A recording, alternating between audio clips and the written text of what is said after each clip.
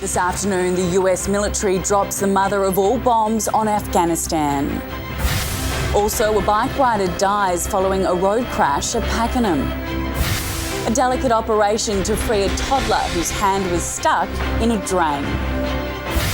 And give that they may grow, Victorians pulling together for the Good Friday appeal.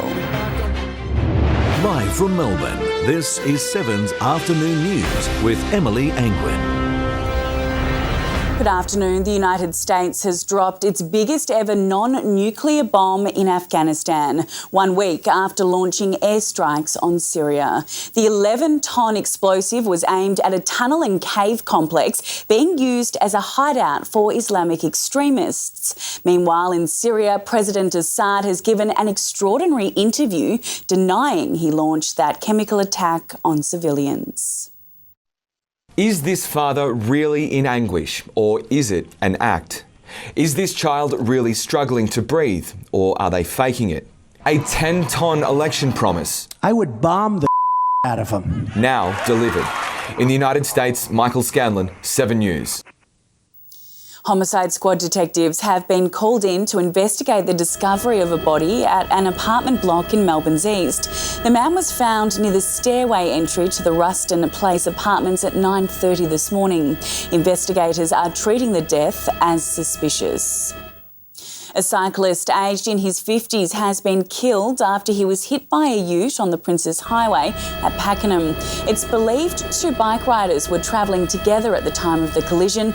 Up to a dozen emergency workers were at the scene while CPR was performed. Police are investigating the cause of the crash. Firefighters have been called in for a delicate operation to rescue a toddler whose fingers became stuck in the bath plug in a Kew East home. More from JODI Lee. Well, the Canty family certainly had an action-packed start to their Easter long weekend. Victorians are coming together to help the state's littlest patients and ensure the future of the world-leading Royal Children's Hospital. The Good Friday appeal is looking to top the $17.4 million raised last year, and the Feel Good fundraiser is off to a flying start. There are many beautiful traditions on Good Friday. One in particular brings everyone together. Money raised will go towards new medical equipment, training and groundbreaking research. It will also connect regional patients with Melbourne doctors over video link. Give that they may grow. For the latest now, we cross live to Christy Mayer at the Royal Children's Hospital. Good afternoon, Christy. How's it all going over there? Good afternoon, Em. Well, it's an absolute hive of activity here, as you can imagine, this afternoon. We have just been told the latest tally, though, how much money has been raised so far. Here to tell me about it is an emergency nurse. Her name is Caroline O'Brien. Caroline, now, what's the number at the moment? The total at the moment is $1.3 million. It's absolutely an incredible effort here today, and obviously the day is young and it's just getting started. Caroline, as we can see us today, so there we go, a very busy afternoon here at the hospital, and already $1.3 million raised. So dig deep, everyone. Back to you, Em. Thank you very much, Caroline and Christy, and 1.3, incredible stuff. The runaway teenage parents and their newborn baby are home safe and well. That story is next in 7 News. Also, the daughter of the man dragged from a United plane speaks out. And the garden marking the 20th anniversary of Princess Diana's death.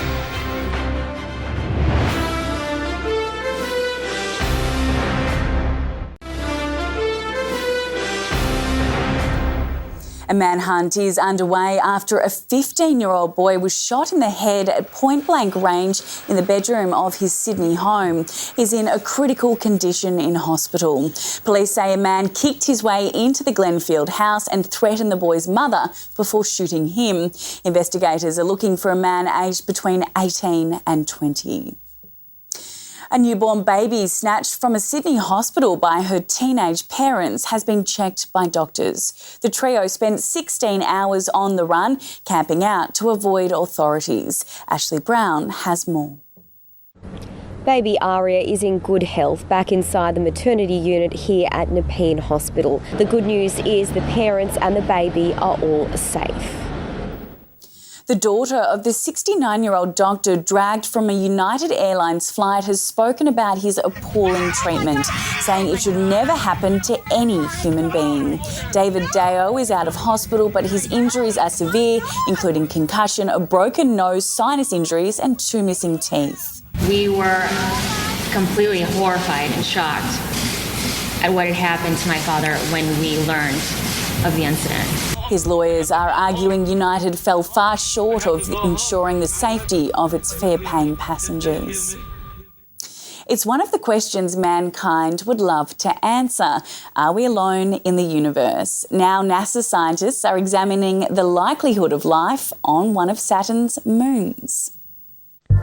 This distant, icy moon might look inhospitable, but scientists have found the strongest evidence yet that alien life might exist here on Saturn's moon Enceladus, within our solar system. But scientists point out just because they found the conditions suitable for life, it doesn't prove anything is actually living here. Queen Elizabeth has given gifts at a traditional Maundy Thursday service in England ahead of the Easter weekend. And a special garden remembering Princess Diana has been opened at Kensington Palace to mark the 20th anniversary of her death. Ben Lewis has more from London. Well, it's been 2 decades since Princess Diana walked through these gardens chatting with palace staff, and now they've been redesigned in a tribute to the people's princess. And as for why the Queen gives money to 91 men and 91 women, it's because the Queen herself turns 91 this year. The Sydney Swans have made their worst start to the season since 1993. That's still ahead this afternoon in 7 News. Also, the Campbell sisters put on a show at the Australian Swimming Championships. And a double amputee's remarkable endurance in a desert ultra marathon.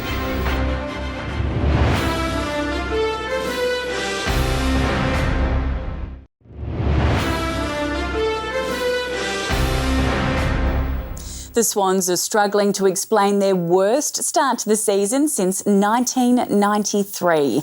Lance Franklin copped a heavy hit in the first quarter of last night's defeat to West Coast. It was tight and tough before the Eagles kicked away to win 91-65. The Swans remain winless after 4 games. Played decently, and there's not an area of our game that we're completely happy with, clearly, as the scoreboard indicates. They expect Buddy to be fit for next Saturday's Sydney derby against the Giants.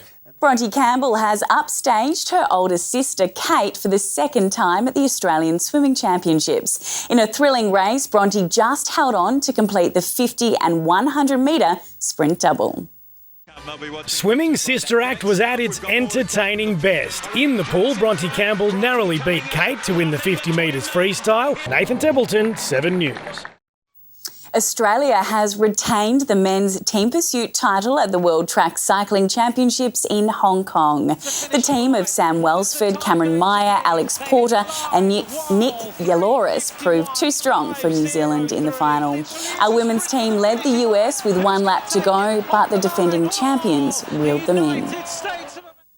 A British Army Afghanistan veteran and double amputee is drawing on incredible mental toughness as he competes in one of the world's most challenging marathons. Duncan Slater has just one more stage of the gruelling Sahara Desert course to go.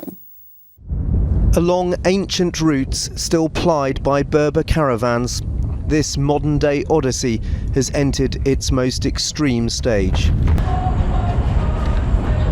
Too emotional to speak, he is now just 1 marathon away from the end of this extraordinary endeavour.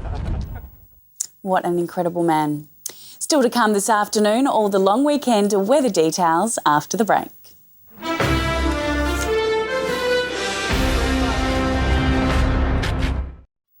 Taking a look at the weather now, and we reached a low of 13 just after 7 this morning. Our top so far has been 17 and right now it's 16 degrees. Cloud is building from the southwest with a cold front, but skies are generally clear across Victoria due to a broad high pressure ridge. That system will extend across the state tomorrow, generating stable conditions for the rest of the Easter long weekend. Across the country tomorrow, partly cloudy in Brisbane, 27 the top. Sydney, a possible shower and 23. Lovely conditions for Canberra, mostly sunny and 20, and mostly sunny in Adelaide, 25. To Victoria, and tomorrow it'll be partly cloudy for southern parts of the state, and the north will enjoy a mostly sunny day. Across the suburbs, and there will be similar conditions. It'll start off partly cloudy before a mostly sunny afternoon. In the city tomorrow, it'll be a rather chilly start first thing, just 9 degrees, before a partly cloudy day, which warms up to 20. To the 7-day outlook, Sunday partly cloudy and 21. For the Easter Monday, partly cloudy, 24 the top. And for when most of us are returning to work on Tuesday, a stunning day, 26 and mostly sunny.